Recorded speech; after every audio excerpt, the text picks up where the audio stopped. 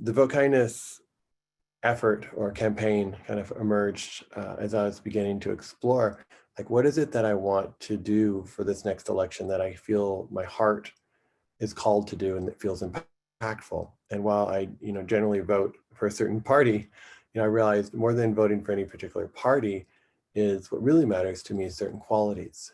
I could care less whether somebody's a Democrat or Republican, but if they're a kind Republican and a mean Democrat, I'm probably more likely to hang out or vote for the kind Republican than the mean Democrat, or vice versa. And that there were these certain qualities that, as I reflected, like really mattered to me. And my guess is matters to a lot of people, right? When we think about our best friend, what makes a best friend? Often that best friend is really there for us. They care for us, they listen to us, they love us, they support us.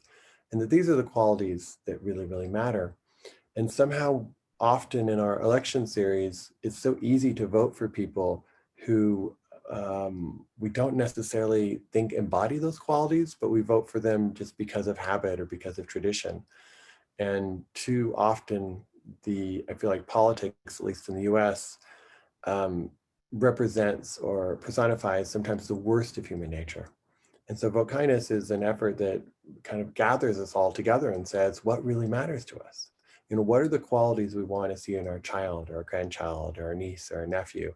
And those qualities are decency, honesty, for most of us, truthfulness, integrity. And so why shouldn't those same qualities exist in our politicians? And why shouldn't we vote for the people who embody those and who live those?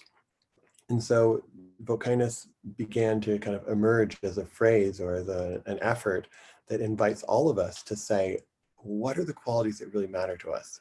And how do we create a political system that brings out the best in people, not the worst in people?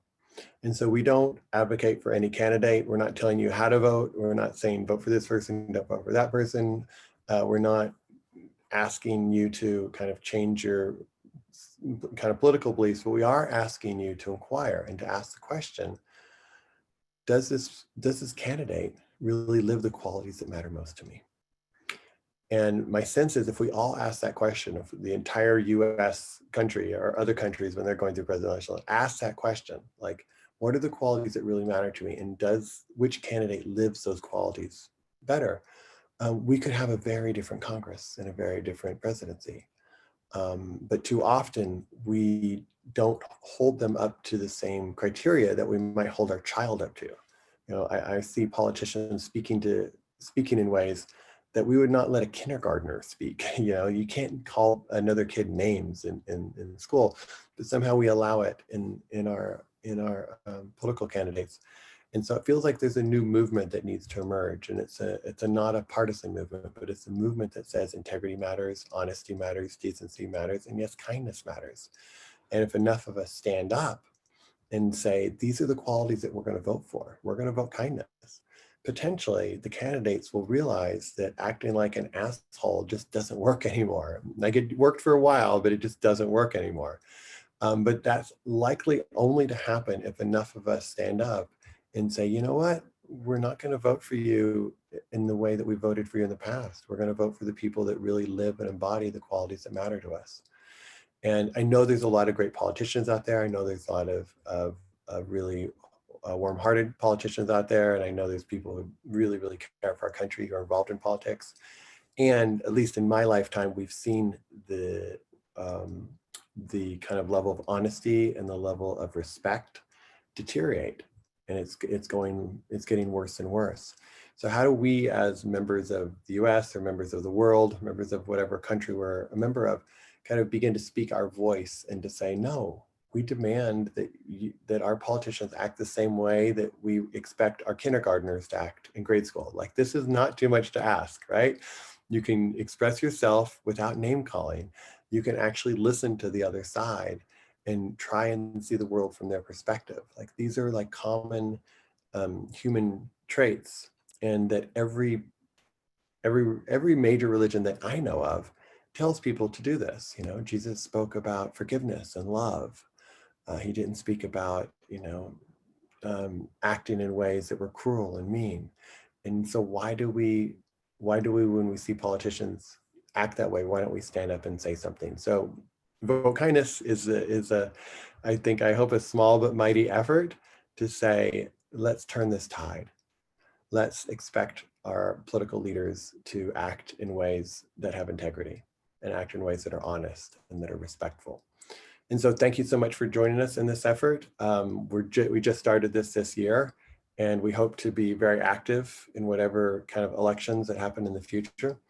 And we hope that we can create a world where our children, our grandchildren, and our great-grandchildren live in a world where respect and decency and kindness and love still matters.